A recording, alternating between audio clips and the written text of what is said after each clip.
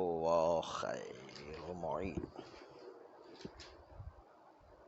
مکلف جب شک کرتا ہے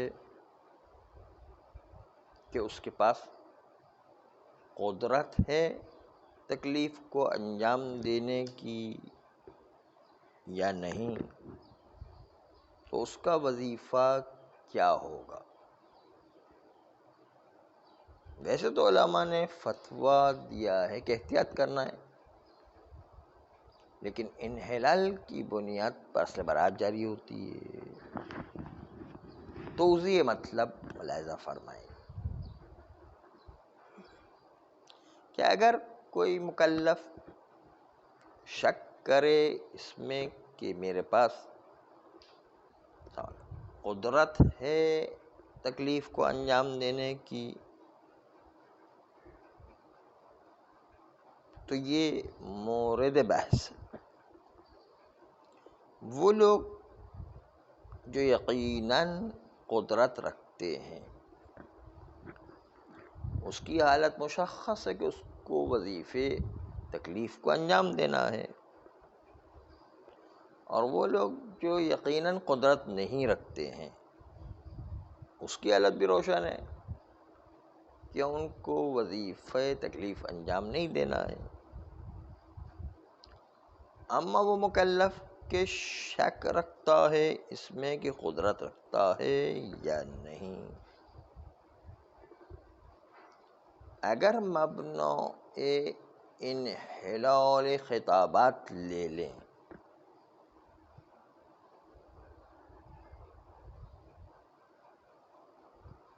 تو مرجع شک قدرت میں اس بات کی طرف پلٹتا ہے کہ مکلف کی جو شک رکھتا ہے اس میں کہ قدرت رکھتا ہے یا نہیں، در حقیقت اس کا قدرت کا شک کے در خطاب ہے کہ اس کی طرف خطاب متوجہ بھی ہے یا نہیں۔ شک کے در قدرت انحلال خطابات کے مبنی کی بنیاد پر شک کے در توجہ خطاب ہے کہ آیا خطاب اس کی طرف متوجہ بھی ہوا ہے یا نہیں، کیونکہ اگر قادر ہو تو خطاب اس کی طرف متوجہ ہے، اور اگر قادر نہ ہو تو خطاب اس کی طرف متوجہ نہیں ہے۔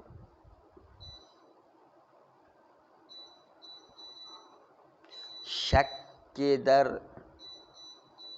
قدرت شک کے در توجہ خطاب ہے۔ جب شک کے در توجہ خطاب ہو تو اصالت البراءت جاری ہوگی۔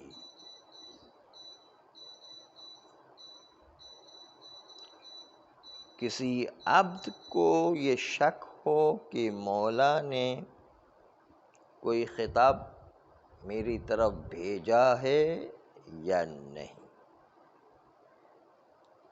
تو اصالت البراءت جاری ہوگی، در حالتی کہ مشہور بلکہ متفق علیہ ہے کہ مورد شک کے در قدرت میں احتیاط ضروری ہے۔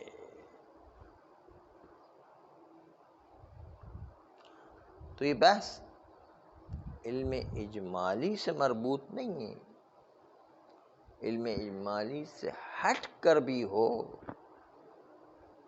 تو بھی آپ دیکھیں گے کہ شک کے در قدرت شک کے در توجہ خطاب ہے بمبنائے انحلال خطابات متعددہ۔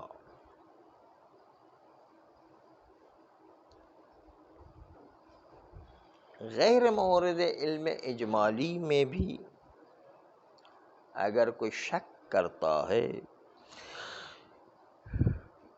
کہ آیا قدرت بر انجام مأمور بھی جو علم تفصیلی کے ذریعے سے آیا ہے آیا قدرت رکھتا ہے یا نہیں؟ تمام بزرگان کا اتفاق قائم ہے کہ ایسی صورت میں وجوب احتیاط ہے در مسئلہ شک کی در قدرت۔ تو اب ہم سوال کریں گے کہ آپ ان دونوں کو کیسے جمع کریں گے کہ ایک طرف تو شک کی در قدرت میں احتیاط، دوسری طرف انحلال مل نظریے کے مطابق شک کی در قدرت، یعنی شک کی در توجہ تکلیف، اصل براعت۔ احتیاط لیں یا اصل براعت لیں، دونوں کو کیسے جمع کریں؟ اس لیے یہ معمہ بن گیا ہے کہ آیا ہم شک کے در قدرت میں اصل براعت جاری کریں یا شک کے در قدرت میں اصالت البراعت جاری کریں یا احتیاط جاری کریں؟ اور یہ خالی علم اجمالی کے ساتھ نہیں بلکہ علم تفصیلی میں بھی یہی مسئلہ پیش آئے گا۔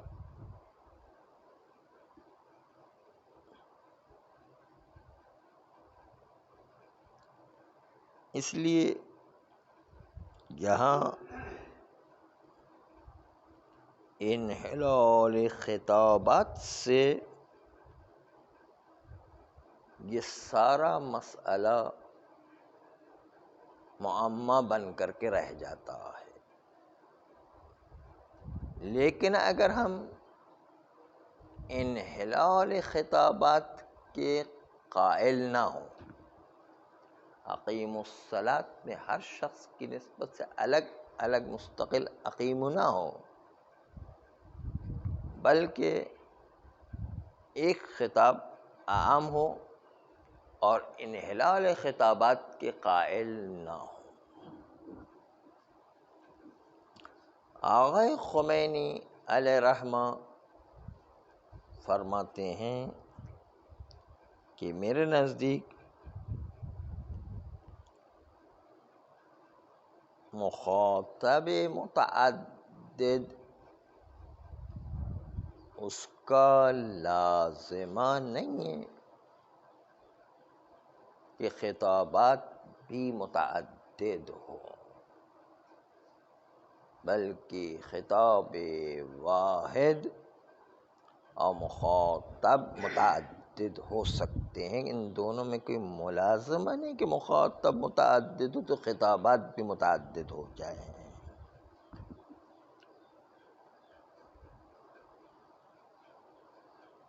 فرماتے ہیں آقا خمینی کہ اقیموا الصلاۃ وآتوا الزکوٰۃ وامثال ذلک،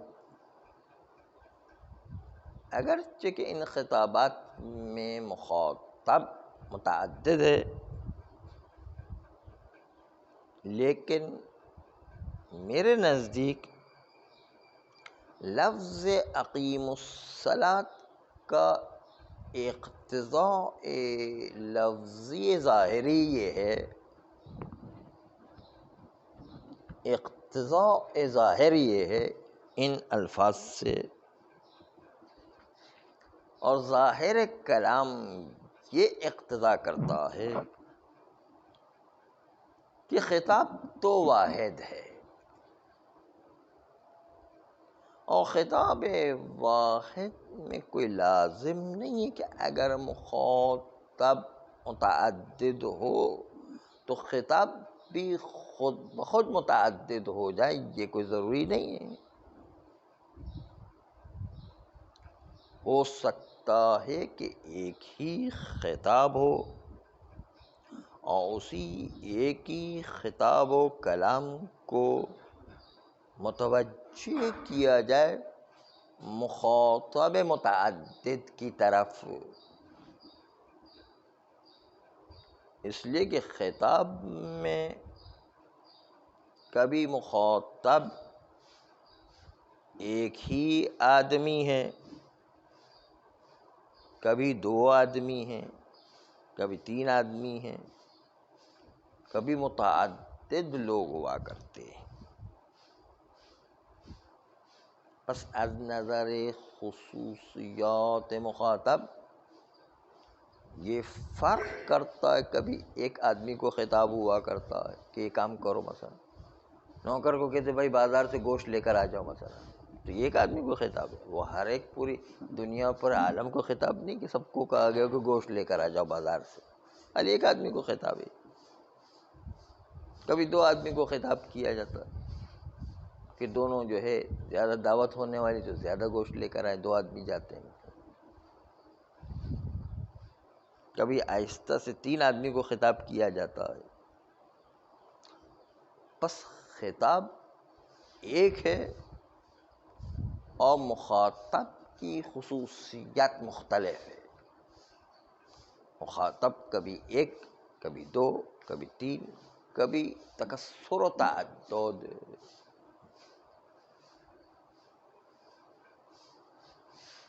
یہ جو انہوں نے خیال کیا ہے کہ چونکہ مخاطب اقیم الصلاۃ میں مخاطب متعدد ہیں تو اس کا لازمہ یہ ہے کہ خطاب بھی متعدد ہو جائیں. مسئلہ اس طریقے سے نہیں ہے.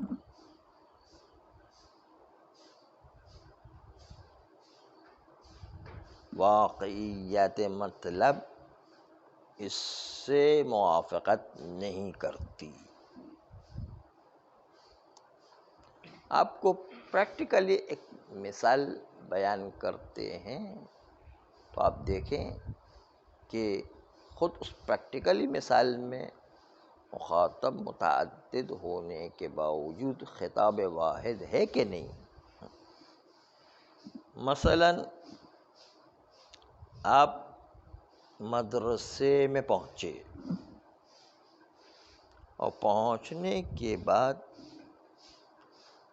آہستہ سے آپ نے ایک آدمی سے کہا کہ بھائی آپ جو ہے کل میں نے سامان لانے کے لیے کہا تھا، آپ لے کر آئے کہ نہیں. تو آہستہ سے اس کو خطاب کے پورے مدرسے تو اعلان نہیں کر رہے ہم. ہاں، شہری کا عمومی بات میں آئے گا وہ پھر.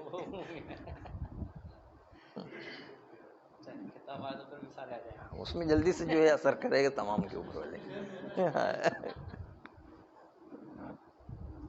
وہ عمومی میں اعلان کریں گے.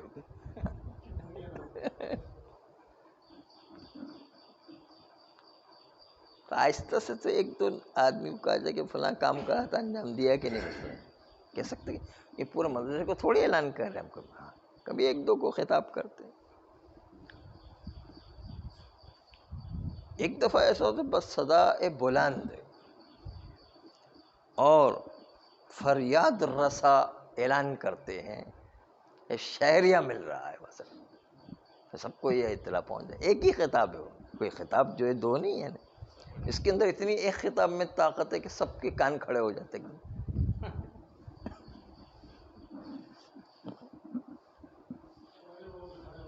ہاں،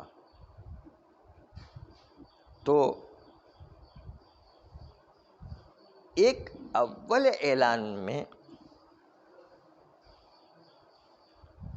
صدہا نفر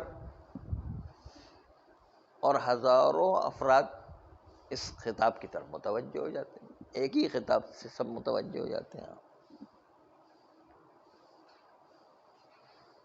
مثلاً ہم نے درس کے بعد اعلان کیا، یہ حقیقی نہیں ہے، مجازی ہے نا، کہ بھائی آج شہریہ مل رہا ہے مثلا. تو ایک ہی خطاب کافی ہے، سب کو الگ الگ بتانے کی ضرورت نہیں ہے نا. اچھا، یہ ہمیں نہیں پتہ ہے. آپ کی معلومات زیادہ ہے ماشاءاللہ، اچھی بات ہے. آیا ہو تو پتہ نہیں. اچھا، خیر.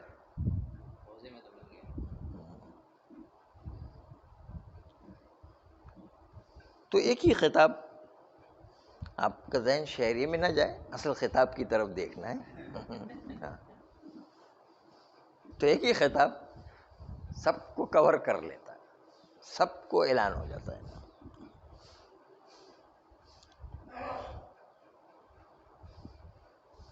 لیکن کچھ افراد شہریہ لینے سے معذور ہوا کرتے ہیں. اکا دکا جو ہے یا تو امتحان میں پاس نہیں ہوئے ہیں یا اس وجہ سے کہ وہ حاضر ہی نہیں ہوئے، مثلا وہ غیر حاضر اتنے کہ اس کا شہریہ ہی نہیں بنتا ہے مثلا، تو وہ استثناء ہو جایا کرتے. ورنہ عمومی خطاب میں سب شامل ہیں. ہاں، عمومی خطاب میں وہ لوگ بھی شامل ہیں کہ جن کا شہریہ نہیں بنا ہے، وہ بھی شامل ہے، لیکن اس کو استثناء کیا گیا اس وجہ سے کہ وہ معذور ہے مثلا. تو اقیم الصلاۃ بھی اسی طرح عمومی اعلان سب مکلفین کے لیے کہ سب جو بھی مکلف بنتا ہے اس کو اعلان ہے کہ نماز پڑھو. اصل در مسلمان یہ ہے کہ نماز پڑھے. پروردگار عالم کی غرض یہ ہے کہ جو مکلف بھی معذور نہیں ہے وہ کس طریقے سے بھی نماز کو انجام دے، کہ نماز خارج میں انجام پائے تاکہ ان کے اندر معنویت میں اضافہ ہو.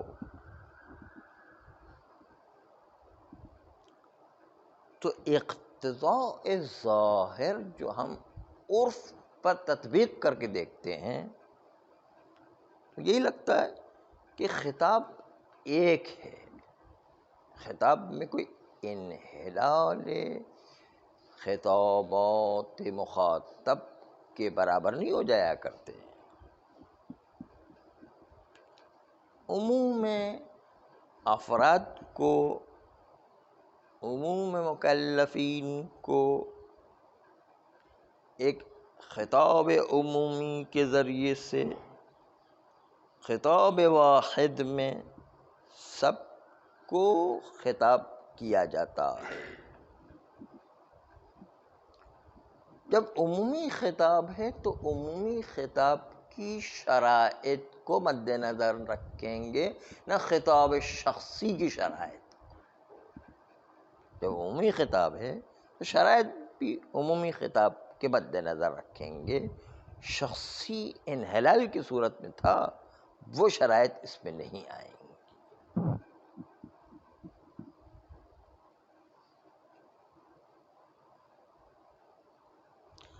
کب کوئی انسان خطاب واحد عمومی انجام دیا کرتا ہے اس طرح سے کہ اپنے ہر مکلف کو موظف کرے کہ اپنے وظیفے شرعی پر عمل کرے. اس میں کون سی شرائط کے تحت یہ خطاب عمومی صحیح ہوا کرتا ہے؟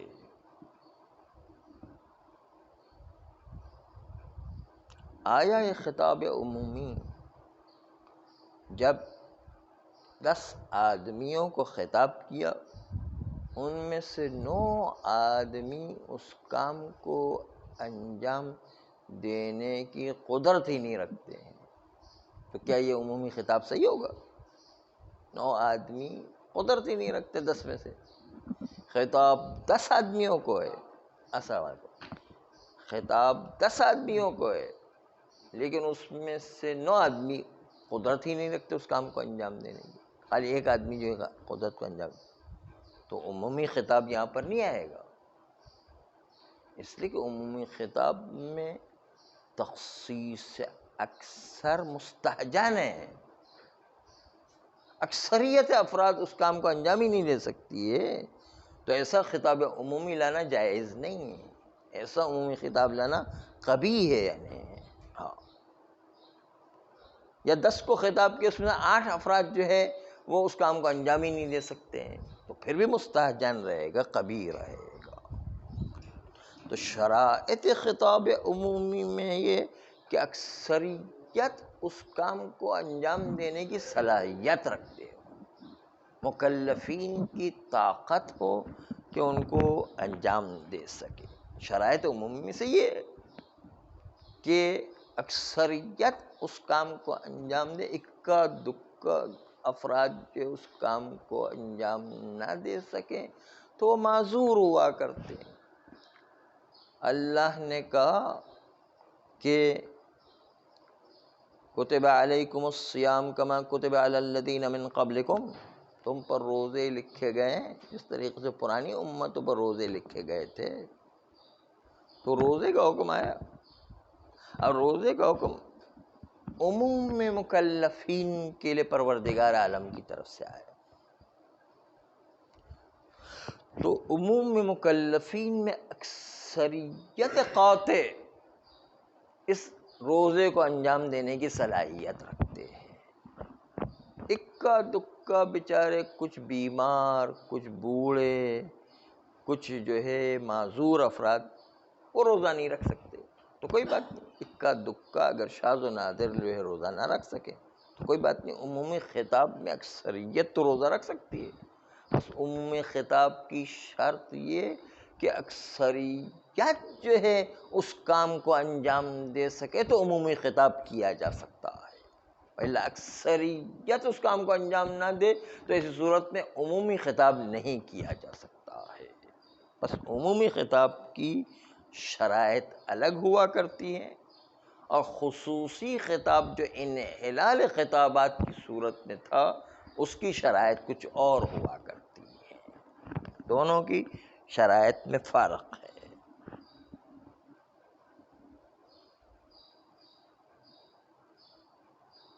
یہ ایک مسئلہ طبیعی ہے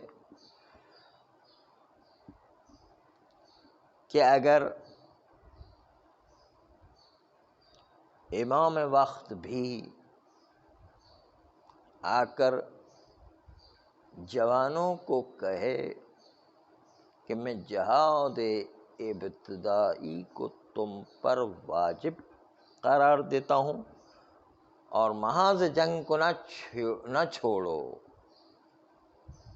تو یہ اکثریت جوان وہاں جہاد پر جانے کی صلاحیت رکھتے ہیں۔ کچھ اکا دکا معذور ہوں گے تو ان معذوروں کو عموم سے استثناء کیا جا سکتا ہے اور کوئی قباحت لازم نہیں آتی۔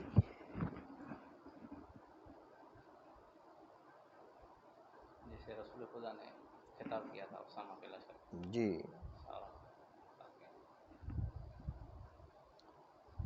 یہ ایک طبیعی بات ہے کہ عمومی خطاب میں کچھ لوگ تو یقیناً معذور ہوا کرتے ہیں، کیونکہ اربوں افراد کو خطاب ہے، مکلفین میں تو اتنا اربوں افراد ہیں، تو اکا دکا تو بیچارہ معذور ہو گئی ہے نہیں، تو وہ استثناء ہو جائیں گے، لیکن خطاب ان کو بھی پہنچا ہے، لیکن وہ معذور اس لیے فعلاً وہ مکلف نہیں ہے۔ دستور عمومی ہے کہ سب کو جہاد پر جانا ہے، سب کو نماز انجام دینا ہے، سب کو روزے انجام دینا ہے، یہ دستور عمومی ہے۔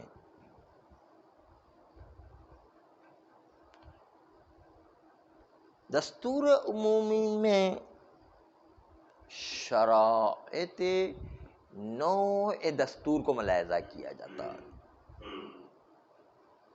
اور شرائط نوع دستور عمومی یہ ہے کہ اکثریت افراد اس کام کو انجام دینے کی صلاحیت رکھتے ہوں۔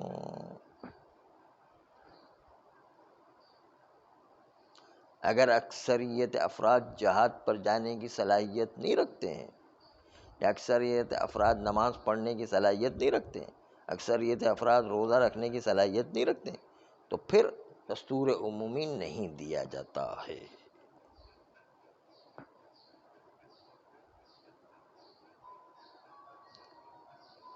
عمومی طور پر جب لوگ ایک کام انجام دے سکتے ہیں تو جو لوگ قادر نہیں ہیں